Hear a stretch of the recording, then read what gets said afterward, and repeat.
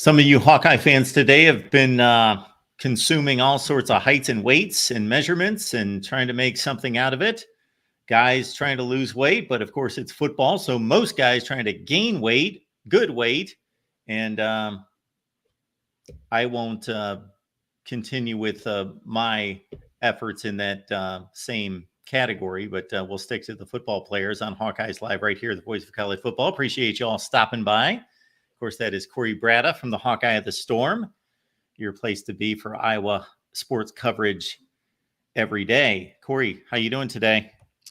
I'm doing good. Like you said, heights and weights. That's been the thing this week. The Iowa football roster was updated by the athletic department, so you get some of those reflected heading into the second half of July. And we also got a sneak preview of the locker rooms that have been renovated, which are pretty slick. And in today's day and age, you may think, well, who cares?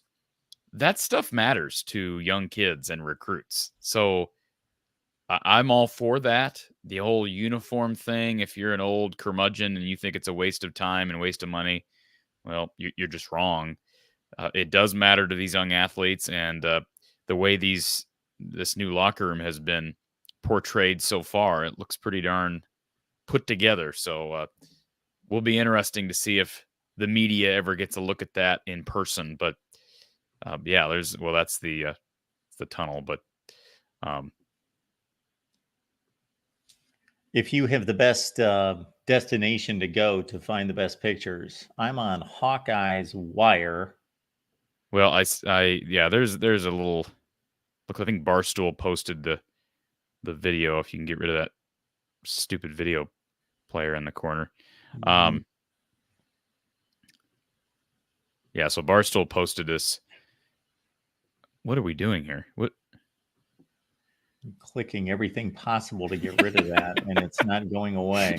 We're advertising other people's podcasts, whoever these guys are. Yeah, I don't know what's going on here. I refrain from calling them clowns. There we go. There we go. Yeah, so take it. So there's kind of a little sneak preview of the locker rooms. I mean, it almost looks like an arcade, doesn't it, Mark? Yeah. That's exactly what I was thinking. It does. Oh, yeah, it does. Look at that. I mean, what are your thoughts other than it kind of looks like an arcade? Well, my first thought is it looks like an arcade. Yeah, as soon as you were spitting that out, because yes, in so many ways, it's not just one thing. It's the what are those seats? Those are of course seats in front of the lockers. Seats. And then it looks like it's got a pinball effect. It's got a slot machine effect with this does not look like Iowa football to me. But don't you think I mean, just on the outside looking in, first glance, it's a good thing. Oh, it's impressive. Yes, it's impressive. It's a good thing because I remind myself I am such and such years old. I am not 18 years old. So they're not marketing to me. Right. So, and I'm not even saying for me that I would not go in there and be impressed. It might be a little bit much for me and thinking, okay, we're preparing to play Wisconsin in moments. And here we are with all sorts of zigzagging lights all over the place. But I guess that doesn't in any way impact the team. Yeah, to me, you're competing against all these Power 4 programs, all these FBS programs that have a lot of money. Yeah. To blow in some regards because they can't pay the players yet. So you're blowing all this money. Use it on stuff like this. And we have long talked about facilities and these types of things as it relates to recruiting momentum and leverage. But you've got to go above and beyond because everybody's got facilities now. I mean, look at what Northwestern's doing, what they have done, what they are doing. Everybody's got facilities now. So it's an arms race. You got to continue to figure out a way to be unique and different while still cool and slick. And I don't know of I'm not studying the locker rooms across the country. Maybe your guy, Joey Foster, Tony Altimore can help you with that. But I would have to think that this is one of the cooler looking locker rooms. Whether it's practical or not, I don't know.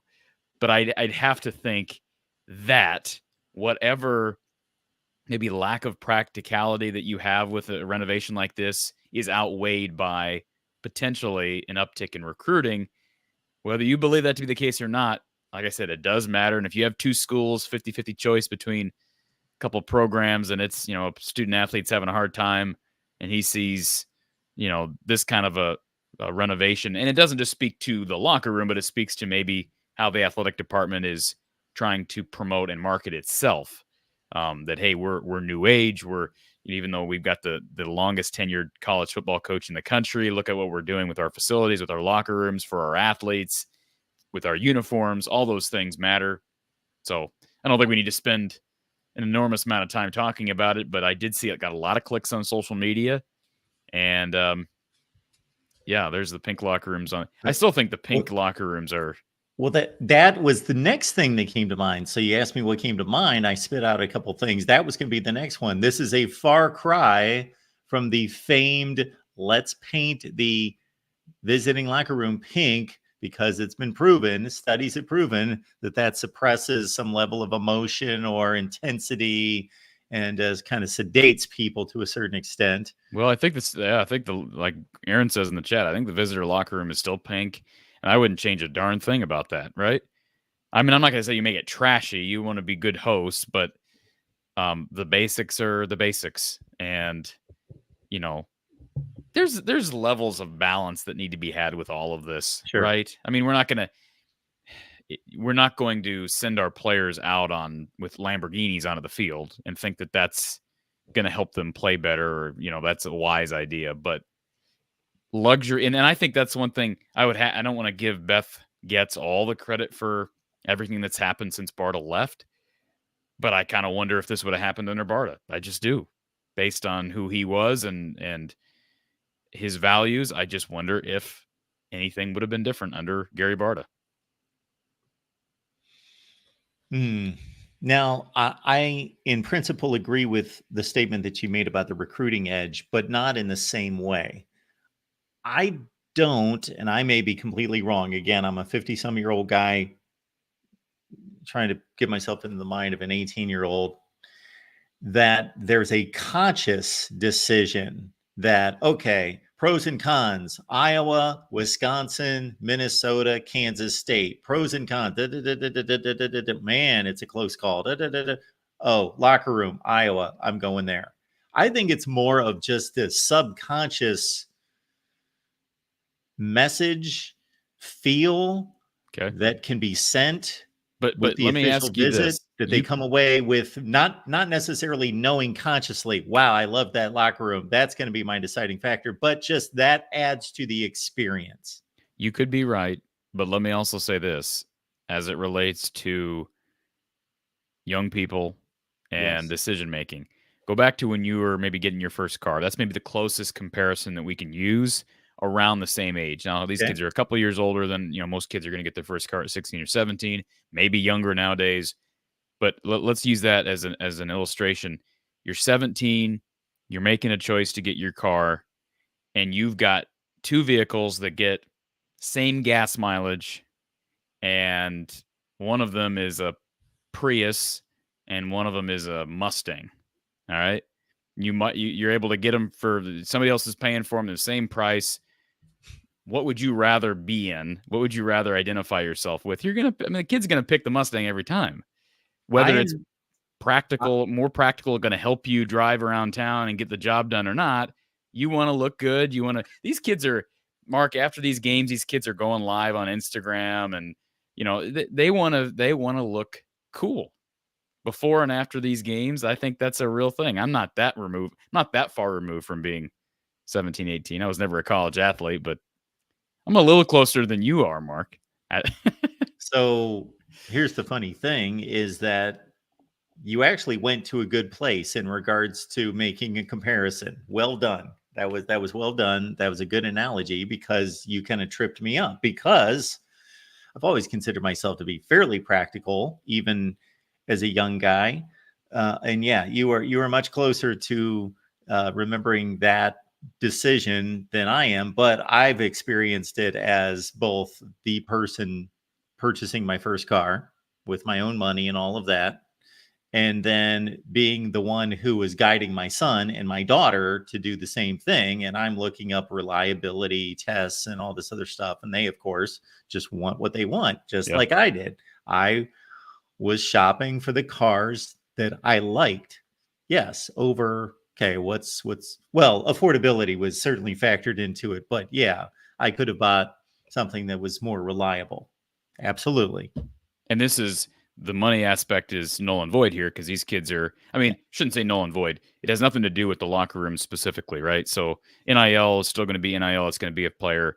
But I can picture, can you not picture, similar to the car purchasing analogy, can you not picture parents, you know, they may have Iowa on one side and they look at Pittsburgh on the other and they're like, all right, son, like this is your decision, but look at what, you know, Pitt sent 5 guys at your position to the league in the last 10 years. You know, this head coach is, you know, such a nice guy, family oriented. He's from our neck of the woods. You know, all the pros that a parent may see. I can still see a student athlete being like, man, I can't. This is too cool over here. Like, I get it, but this is too cool over here. You're not looking.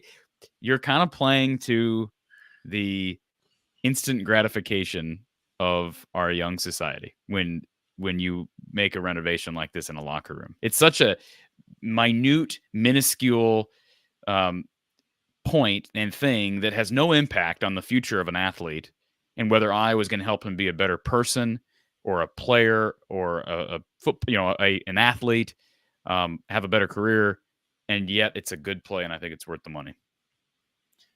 I guess with those padded chairs, there's less opportunity to possibly, I don't know, develop a stiff back at halftime or something. Sure. I don't know. Yeah, I guess.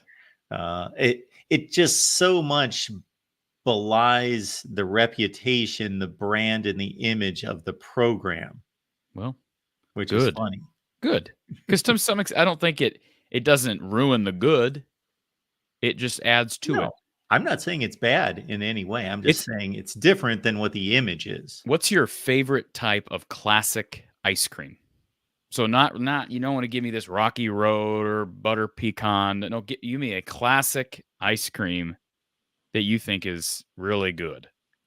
This sounds strange because every time I do anything with ice cream, which includes last night, the night before, and the night before, and the night before, and the night before, yes, always has to do with chocolate. So if there's not chocolate in the ice cream, I pour chocolate on the ice cream. However, if you are going to take it down to that bare bones level, I love a pure, well-made vanilla ice cream. Okay. Well, we'll go with chocolate. I mean, they're both good, but we'll go with chocolate. You have a scoop of chocolate ice cream. Wonderful. I agree with you. I could eat that all day.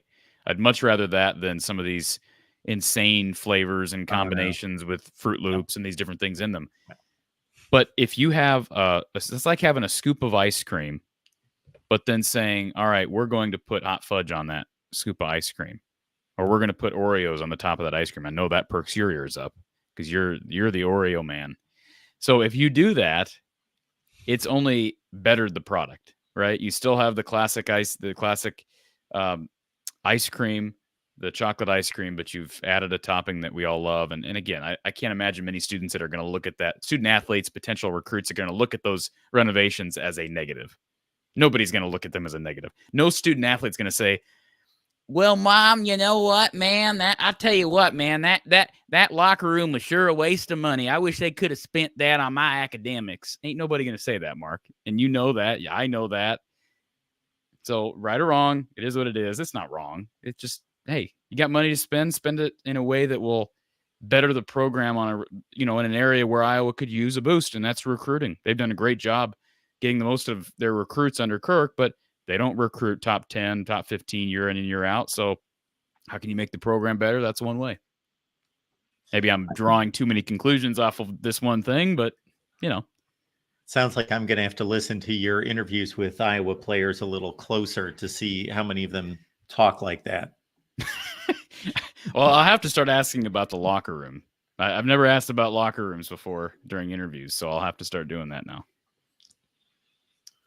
We do appreciate everyone being here at the Voice of College Football. This is Hawkeyes Live. We've done it 153 consecutive weeks with you, so please show some appreciation. We do accept the super chats. Your comments and questions are welcome. Want to keep in mind that following this show, we got the Nebraska Live show that's over on the Nebraska channel at 7 p.m. Eastern time. So go over there, have a good time. If you want to trash talk, that is certainly allowed. I've got a conversation coming up with Steve Dace that's going to be released on Thursday morning. So that's going to be a premiere on Thursday morning at 10 a.m. Eastern time. And then you can also catch me on the Michigan podcast, probably just released here right now or somewhere close to it. So we recorded that this afternoon and got a DM from Phil Steele today. And so he is asking for times and dates to come on the show as well. So be looking out for that as well. So a lot going on here at the Voice of College Football. Mark, you've been hitting realignment hard this last week. Yes. Wow. Hitting it hard. Wow. I know you love that. I know you haven't missed a second. Oh, yes. I just love it. More coming. More coming. Yeah. All right. Good. Yeah. It's realignment week, weeks, month, whatever. When I run out of ideas, what I consider reasonable ideas. I've told you before. Yeah. And if people have been watching the show a long time, they know I've brought these ideas to the table many times. But this is one you need to pursue. Realignment at the Voice of College Football. You roll your eyes all you want. You and I both know that you don't love talking about realignment. You like talking about it in its place, yes. But you think it becomes excessive, it becomes ridiculous. But if you have a realignment channel as part of the network of channels, then you can push as much of that realignment stuff as you want. I think we have other Guilt-free. things that are going to be more of a priority before that. Yeah. I enjoy once we know those teams, okay, USC, UCLA to the Big Ten, and then, okay, how should they structure the league? How should they do the divisions? How good are they going to be against the Big Ten? I love dissecting all of that. Yeah, I get you. Speculation of it. Yeah, as much. All right. Yes. So heights and weights, we have tons of them, and most of these guys have added what we believe to be good weight. I noticed the two great linebackers, Jackson and Higgins, just needed to drop a couple pounds. But the other thing that came to mind before we show these and get your analysis on which ones stood out to you was between two of the tight ends, one of them had to bulk up. Ortworth, our guy Ortworth, had to gain like 20 pounds. And then can't think of the other guy's name. He had to drop like 30, 35. They had to bring him down. Yeah, well, Ortworth's his second-year guy.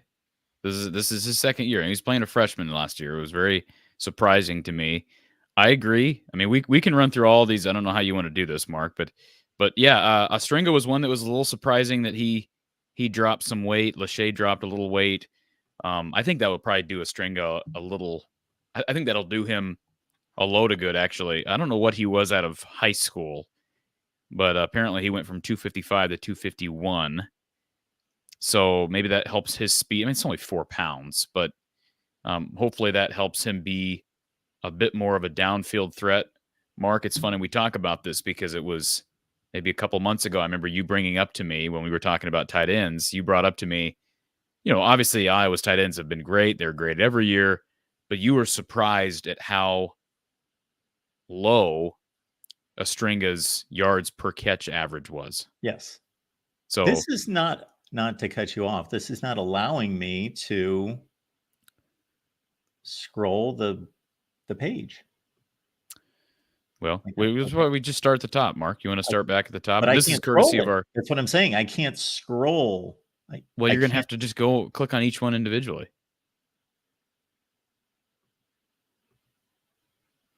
No, not each player. You're going to have to just click on each screenshot. These are just screenshots here. Okay. So you'll just have to scroll up in the. Well, I will do that offline, so I'm not divulging our conversations or any other ones. All right, so the big ones, you got Cale Winter adding 32 pounds, so he goes from 253 to 285. This was one I was looking for. Cade Piper goes from 255 to 275. Why is that significant? Because when Cade Piper initially committed to Iowa, less than 2 years ago, I think it was, we were like, man, is this guy going to end up being big enough to play offensive line? He was listed at 255 last year. And Cade, how about this, Mark? If you look up Cade Piper, who was a very late ad for Iowa in the, that would have been the 2023 recruiting class. If you look up his recruiting page, according to 247, he was 240. Actually, let me make a correction there. Yes, 240 out of Norfolk, Nebraska. On 3 had him at 240. So now he is up to 275. It's 35 pounds, and he is not even entering his second fall camp. And he entered the depth chart. He appeared on the depth chart and actually played in a little game action late in the year, which, again, you think about it, freshman doing that is really impressive. And there were a lot of experienced guys last year that have been around the program several years up front. Same thing this year. But here's a guy who obviously has performed well early in the program. In spite of being undersized, he's now listed at 275. So that's huge. Tegan Davis gaining 27 pounds is interesting. He's also a second-year guy. I mean, you're going to have the biggest weight gains for some of those guys entering their second year. But, Tegan going up to 187, I wonder how big he needs to be because he's listed as a corner. He was a late flip out of from Eastern Illinois, and then Kenneth Merriweather, who's got the intangibles. Again, though, that was the thing when he got to Iowa. He's undersized. It was at 227. He's up to 255. So as an edge rusher at 255, maybe still a little on the light side, maybe. But, I mean, I think with his skill set, he was a wide receiver in high school. He might be able to make an impact right away. You mentioned Ortworth. Nolan DeLong, who's a linebacker, added 20 pounds up to 230. Judah Mallett, who's a walk-on receiver, added 19 pounds. He's at 197. And then another tight end added 18 pounds. That's Grant Leeper, who's entering his second year. I really like him. He's a guy who didn't play last year, but he needed to gain some weight. Same with Cannon Leonard. He's up to 306 now, the big 6'8" offensive tackle out of Illinois. And Jarrett Bowie, who also appeared on the depth chart last year as a freshman. 185, he goes to 200. Some of these I'm like, well, okay, I wouldn't have been able to tell you if Jarrett Bowie needed to lose weight or gain weight. I mean, he's 185, so obviously probably didn't need to lose weight. But, he is a 6'3" receiver, 6'3", 6'4". He's a bigger receiver, so it makes sense. You obviously don't want to pack too many. Don Patterson's talked about this. I remember him, I believe he was, I'd have to ask Don about this, but if you go back to one of his great tight ends, and it might have been Marv Cook. Remember one year, Don asked Marv, how do you feel? This, I think it was I don't know if it was in the spring or if it was in the fall. He said, how do you feel, Marv? And Marv said to Don, he said, well, quite frankly, Coach, I feel a little bit sluggish. And Don said, I'm glad you're saying that because I agree. And he had to drop a few pounds. So he had gained weight and had to come back down. And so some of this is not a catch-22, but it's a kind of a trial and error to see what the ideal weight is for each of these players. There's not a one-size-fits-all. I thought it was interesting. You go down to the very bottom of this list. You had a couple offensive linemen lose some weight. So Michael Myslinski, who's dealt with injuries, he lost 5 pounds. Leighton Jones lost 4 pounds. Now, those are interior guys, but Jennings Dunker goes from 320 to 316. That's not huge, but I think some people that don't, I don't pretend to understand line play to some great extent, but I am confident in saying it's not all about weight, and some people make it all about weight. So that kind of caught my attention. As far as people who have lost weight, Jazz Patterson, that was probably the biggest one that stood out to me. He goes from 204 to 195. So there's a young player who we didn't know if he'd stick around. He's a Florida kid who's, I won't say buried on the depth chart, but he's in a loaded room.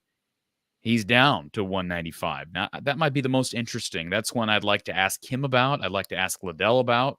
Hopefully I'll get a chance to do that at media days. What was the thinking behind that? Honestly, and the other running back, Corey, LaShawn Williams, picked up 6. Yeah, I'm curious. I'm not aware of any serious injury that would have maybe been instrumental in the weight change. Yeah, I'm just looking at the same thing you're looking at here. So, yeah, I don't know. Luke Lachey lost 6 pounds as well. I mean, maybe probably insignificant. Cade McNamara gained 5 pounds. So that's something. Yeah, I think the Jazz Patterson thing is the biggest one. McNamara, probably because he couldn't walk for half the offseason. Well, that could that very well could be. Yeah, I mean, I think all the other ones are pretty insignificant in large part. To see why Black gain anything is impressive. He's already 315. He's up to 317 now. Corey, guess what player came to mind when you said, when you started on this list, you made a reference to, I wonder if we've done this in previous off seasons, or I don't remember us doing this in previous off seasons. You know what player came to mind? Who? Deacon Hill. Well, we haven't. Yeah, I think we've talked about one person's weight in previous off seasons. Probably not as extensive as this was. How about Tyler Ellsbury? He's an interior guy up to 316. Talk about a big boy right there. I'd be interested to see what he can do. There were moments the last couple seasons where he looked like one of the better interior guys, and never really seemed to establish himself as a starter. So that is interesting. Drew Stevens, he has gained some weight. He's up to 205. I don't know what that means other than I would think it would help his leg strength, although I don't think he needs much help with distance. Let's say looking through some of these other numbers. Aaron Graves has hit the 300 mark, up from 293. So, maybe it's the time for him. Not that it's all about weight, but I would have to think that that's about where he would think his ideal weight should be. Dayton Howard, big 6'5" receivers, up to 204. He gained 9 pounds in the offseason. So that's substantial. You got Jack Dotzler, who's finally looks like a college football player at 305. He's a big 6'7" tackle from Wisconsin. Kamari Moulton gained 12 pounds. So, again, Jazz Patterson loses about that much. Kamari Moulton gains about that much. So I'm curious, from your perspective, Mark, can we talk about this Jazz Patterson thing? Because I know you don't watch as much Hawkeye football as I do, but I know it's not a one-size-fits-all. I get that. But I find it interesting, assuming that was all intentional, him losing 9 pounds was by design. All we heard about with guys like Tyler Goodson and frankly, Akram Wadley was that they didn't gain enough weight. And if you go back to Jazz Patterson's recruiting profile and you look at him on 247 Sports, he came in at approximately 190, quickly got up to 204, and now loses 9 pounds back to 195. I don't know that 195 is light. It's certainly light for the league, right? I mean, to be between the tackles back in the league, he's a downhill runner. I don't know. That one's maybe the most curious to me of all the numbers on this list. So between the 3 running backs that get playing time, considering their frame and their height, how would you think that they would be proportioned in regards to the weight disparity? Here's what I'll say, and this goes back to watching Sean Green growing up. And this is going to make a lot of people be like, what? What are you talking about? But if you go back and watch some of Jazz Patterson's, and I believe he was maybe hurt his senior year. I think he was dinged up his senior year. They had some weird stuff going on down there at Deerfield Beach in Florida. So it was kind of a weird senior year. But his junior tape, he looked like a young Sean Green at times. Now, highlight film, I was not there in person, but at times he looked like a young Sean Green. Sean Green, you go to his Iowa profile, was 235 by the time he was a junior and won the Doak Walker Award. Now, obviously, Jazz Patterson's never going to be 235. However, if you look at Sean Green, when I remember when I was watching Jazz Patterson film, I'm like, I wonder, because he reminds me of how he runs and his ability to square up his shoulders and get low and make guys miss and kind of do it all type of back. I wondered what Sean Green's high school weight was. And according to, let me find it here, according to 247 Sports, Sean Green in high school was listed at about 200 pounds. Mm. So that's a substantial weight gain. You get to college. Now, I mean, again, we're talking about Sean Green's junior year and winning the Doak Walker Award, but I kind of expected with frame, they were about the same height at 5'10", 5'11", and style. I get everybody's different, but I kind of thought Jazz Patterson, if anything, he'd gain a little bit more weight.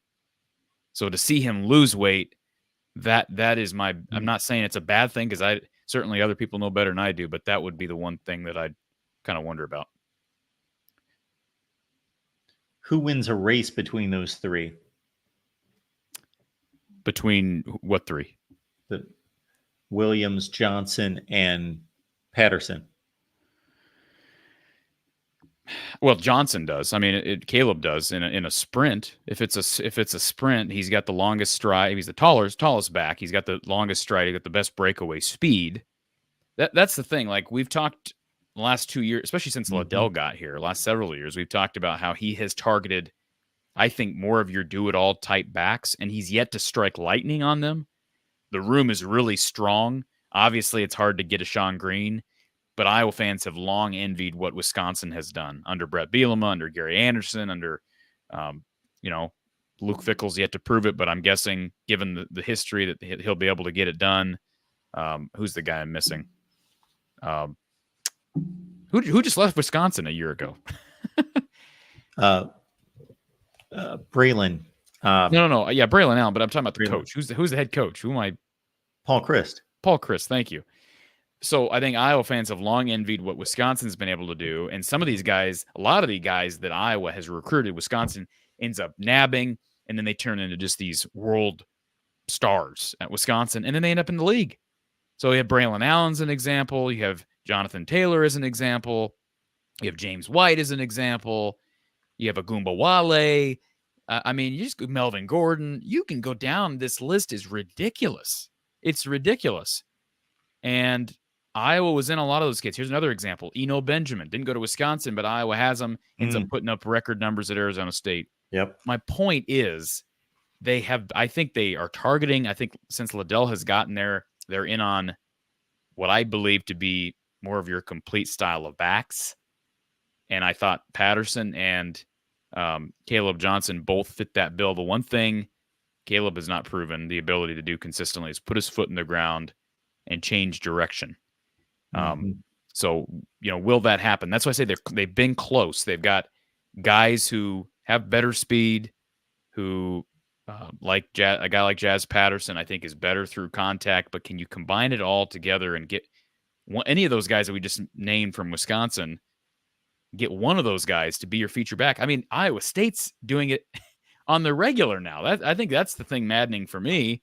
You got guys like David Montgomery and Breece Hall, and now you have Abu Sama, who I think is going to be a Doak Walker Award candidate this year. So I don't know. It's just interesting, and I'm not trying to read too far into the Jazz Patterson weight change, but I thought maybe he'd have the chance, if he got a little bit bigger, to be that type of a guy like a Sean Green, but it doesn't appear that's where he's headed if the weight change is any indicator. But Iowa State is not going anywhere in particular to get those backs. The last 3, 4, 5 guys that they've gotten who have been exceptional, they're from all over the place, correct? Say that again. In terms of where Iowa State has recruited and signed these backs from, it's not like they're all in-state guys or anything like that. No, and a lot of them, it's not like Iowa's gotten all their running backs from one area of the country. They've been, I believe Eno Benjamin was a Texas kid. Caleb is an Ohio kid. You got Jazz and Kamari, who are both from Florida. I'm trying to think of where LaShawn is from. And maybe LaShawn will have a breakout year. Can one of those guys really emerge? I think that the ceiling is higher for a guy like Jazz. I think the ceiling is higher for a guy like Caleb. But both of those guys have things to prove. Kamari Moulton's weight gain is intriguing because he was really small when he got here, but he played small last year, and he came in against Penn State and played some big snaps. So the fact that he's going to be bigger, hey, maybe he emerges. I like Brevin Dahl a lot, and sometimes they got to use everybody in that room just to have a running back on the field. Xavier Williams, another kid from Chicago, coming in this year who's already big. He's what is Xavier Williams? I just talked to him here a few weeks ago. What is his and again, everybody's different, Mark. He's not 6 foot, but Xavier Williams is listed at, he's listed at 6 foot on 247. He's already listed at 220, and he just got there. He was listed at 220 at high school. So, think about the size difference. So we'll see. Tim makes a good point in the chat. He says only weight was updated, so height will be updated next month, apparently. Okay. Did they have any height goals for these guys? Like, you need to grow 3 inches. You need to lose 2 inches. Any of that? Yeah, drink lots of coffee. My only thing about if I could create a perfect player based on the players that they have on the roster, a couple guys come to mind. First of all, Cannon Leonard can't get any bigger. He got here at 6'8". Okay. I think at some point you got to stop growing. That would be one. I think Caleb Johnson, you don't want him to get any bigger either. I like the idea of a big back, but not everybody can be like Derrick Henry. And at some point, you got to be – it's hard to get low when you're 6'2", 6'3". Yes. And I thought we saw that with Hayden Large. And not that he was bad at fullback last year, but it's hard to get low. We talked about that. I asked Kirk Ferentz that question at Media Day last year. And, he kind of was like, that's a challenge getting low at that size. He's a 6'5" fullback. So now he's probably not going to be playing much fullback this year. I think it's going to be Eli Miller, and they're probably going to use a lot less fullback. So those would be a couple of my things. Jack Dotzler, Cale Crow, they're both in the 6'6", 6'7" range. I think that's probably what you want out of your tackle, no bigger. Kamari Moulton came in, I think, at 5'8", 5'9". So, maybe you get, if he gets another inch or two, he can put a few more pounds in that frame, but he already did. So maybe that's an indicator that he did get bigger. Tim says, Drew was 5'11", and he's 6'2" now. Wow. Okay. I don't think he was listed at 5'11" as a freshman, though. Forgive me, Tim. I'm questioning that. Was Drew? Let me look at his. I was joking about the height thing, but I guess there still is growth there for some guys. I just don't think of many guys entering college and then continuing to grow from a height standpoint. Apparently, Drew Stevens did. Now I just looked. 247 had him at 6 foot even. Tim says he's 6'2" now, so he's a bigger kicker, right? I mean, I don't know the last time Iowa said Marshall Kane was probably close to that, and had a big leg, obviously. Hit that 57-yarder against Pittsburgh to win. But, I don't know. We did get numbered. You want to talk about numbers for a minute? Sure. We got a few new numbers of the newcomers, so I don't know. And which one do you think stood out to me? Which one do you think I latched on to? Probably Reese Dakin, because he was number 9, just like Torrey Taylor. The new punter is going to be wearing the same number as Torrey. That's not what you... Okay. No. Brendan Sullivan, number 1? Brendan Sullivan, number 1. I heard that. I knew that already, but I heard that. Subliminal message to anyone out there? Was it a week ago or so? Iowa released like a mini hype video for like summer workouts, and I saw somebody on X retweeted or commented or quote tweeted whatever and said, Cade and Brendan in the same promo, because it was like a short promo. They could only feature probably 10 or less players, and they had Brendan and Cade in the short clip. It was, I'm not gonna sit here and act like that's such a big deal, but it is curious. It's something to yab about. Before we get to the numbers themselves, I'll drop this little nugget that you probably already know, but I was doing the Michigan podcast with Steve Dace. He gave his win totals, his selections for over-unders. I'm not going to spoil it because folks watch the Michigan podcast, but he did select Iowa, either over or under. And I brought up the fact that it's been one of my favorite stats of the offseason. With what are you laughing at? Because I know he took the over. Anybody in their right mind would have taken the over. Go ahead. We don't know that. We will. Okay. But I made mention that, and then we just discussed the style of play. We were talking about the opponents, of course, and so forth. And then I noted that I picked up the stat the other day that there's not been an Iowa quarterback complete at least 60% of his passes since 2015. And obviously in recent years, it's been a struggle to get to like 53%. Brendan Sullivan, 200 passes as a Big Ten quarterback, completing 69% of his passes. This guy may just improve the offense, I don't want to say significantly, decidedly, by just making simple throws that a power 4 quarterback should be able to make. Now, I will say this. I'm not saying you're wrong, and because I made the statement, I think he's got a chance to win this job. However, Cade McNamara also threw for 64% his big year at Michigan. So now it's Michigan. I think it's a difference, right? 60% at Northwestern is probably more impressive than 60% at Michigan. Yards per attempt probably is fair to look at. But I get what you're saying completely. And if anything, you just hope one. Now you got two guys. You don't have one guy that has shown the ability to hit that mark and be productive. You have two guys, so you hope they can battle each other or get better. That's the one thing I think about the room. Even last year, had Cade stayed healthy, not saying he couldn't have been good, but we saw what was behind it, right? And I still think Marco Lainez has a chance to be really good, but he's coming in as a. You That's love your me, guy. I just bringing it up because I'm not trying to rip on anybody. Listen, my point is we saw what was behind Cade last year during the fall. So who was pushing Cade every day at practice besides Cade? That's my point. And when's the last time anybody's been pushing anybody in that room? Like, frankly, who's been pushing who? Because with Nate Stanley, who was behind Nate Stanley? Petrus, his senior year? Who was behind Petrus every year? Guys who have left and have been buried. Alex Padilla, Deuce Hogan, Joe Labus, Deacon Hill. Deacon Hill, I guess, came last year, and he was the one pushing Cade. So now you finally have two guys that can potentially push one another, and maybe that makes a big difference. And of course, the difference of having a coach that understands the position and has played the position.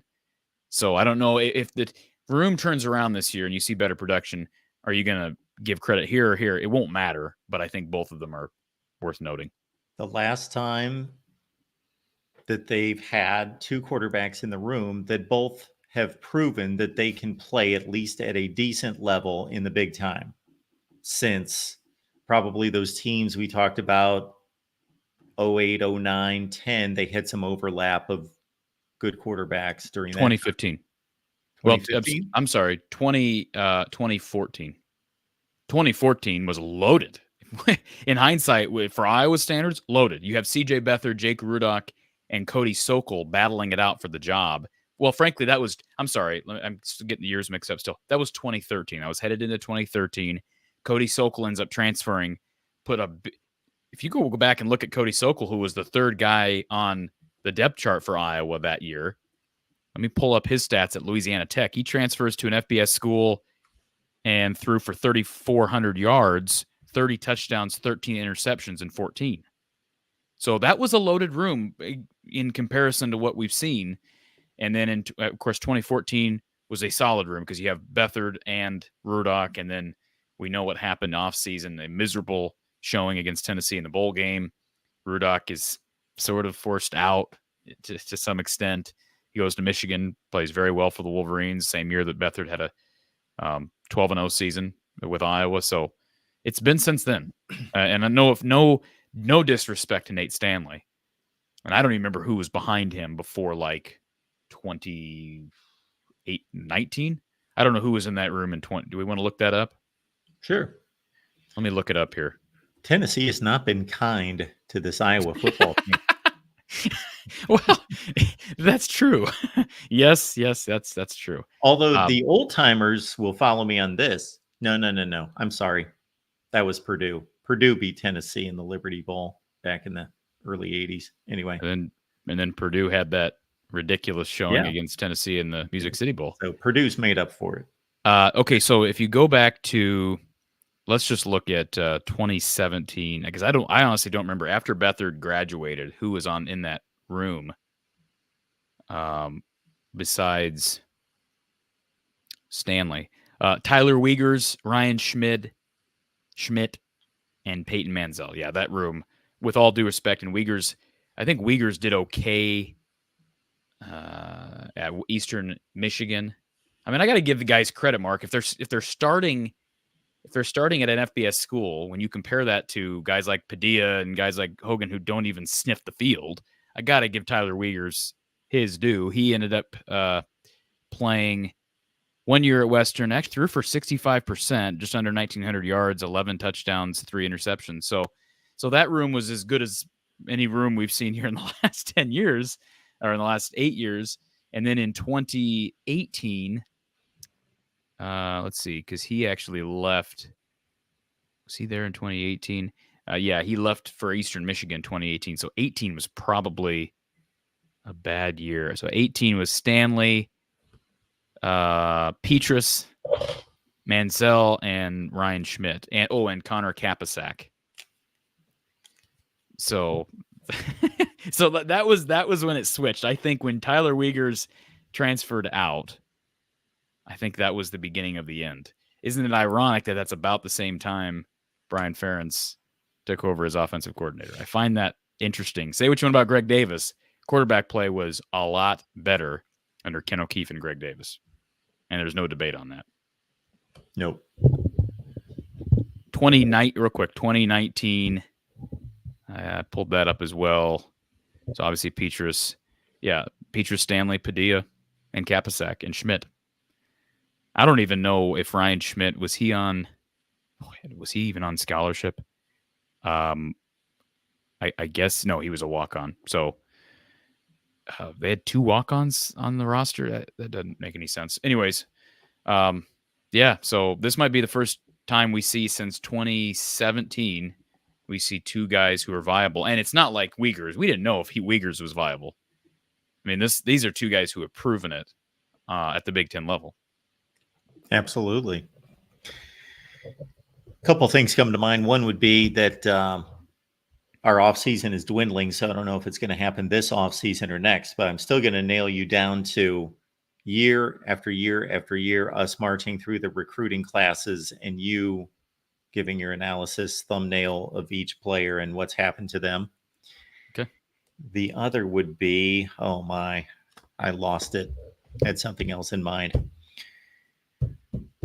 We've got our Nebraska show coming up next at 7 Eastern. What's going on at from the Hawkeye of the Storm?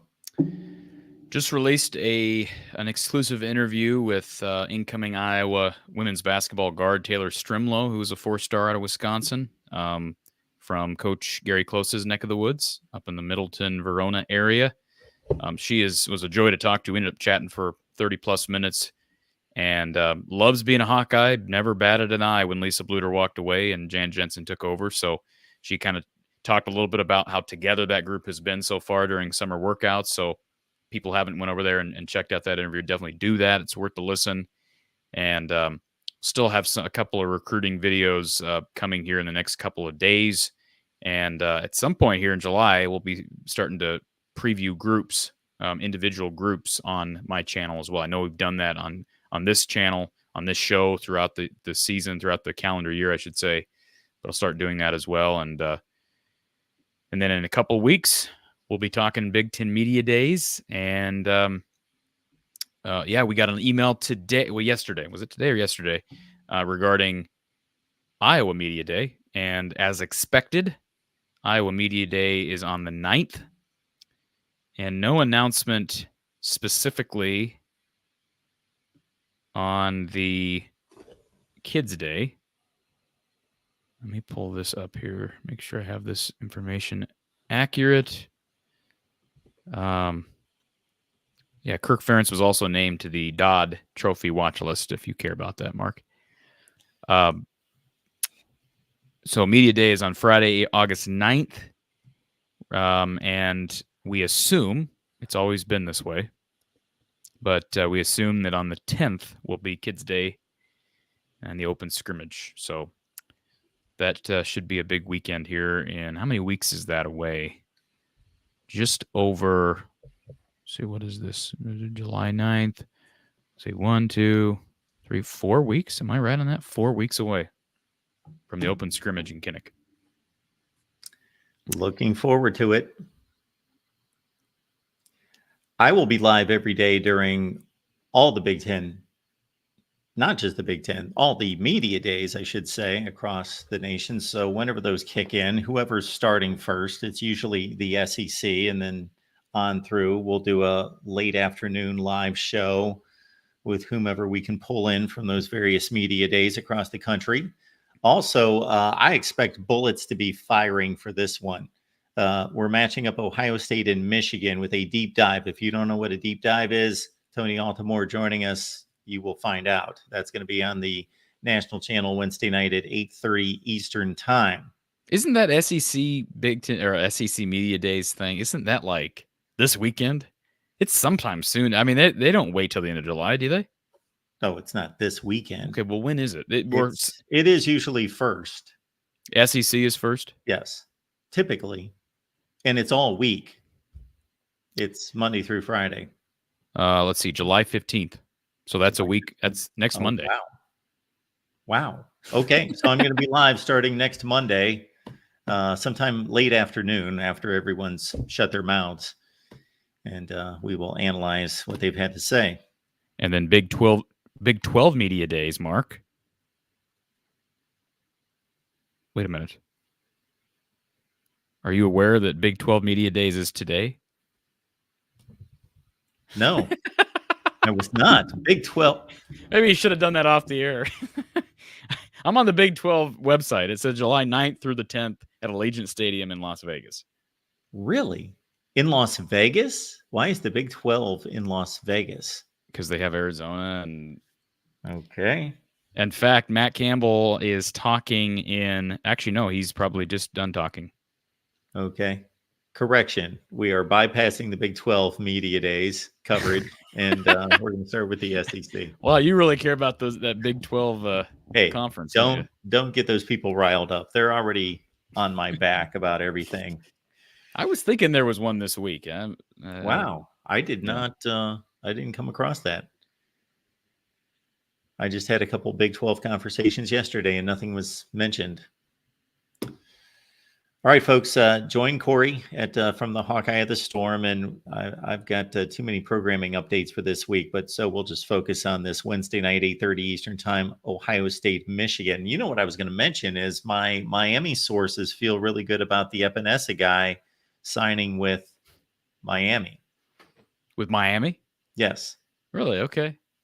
Interesting. He dropped 80. I saw what one of the big websites, I don't know if it was On3 or 247 or Rivals, he dropped like 83 spots today. I don't know. I have no idea why. Maybe he gained 12 pounds. For everything I've heard, I think Iowa's still got a pretty good shot, but I don't know that anybody knows. They've been pretty. I mean, it seems like there's no consensus there.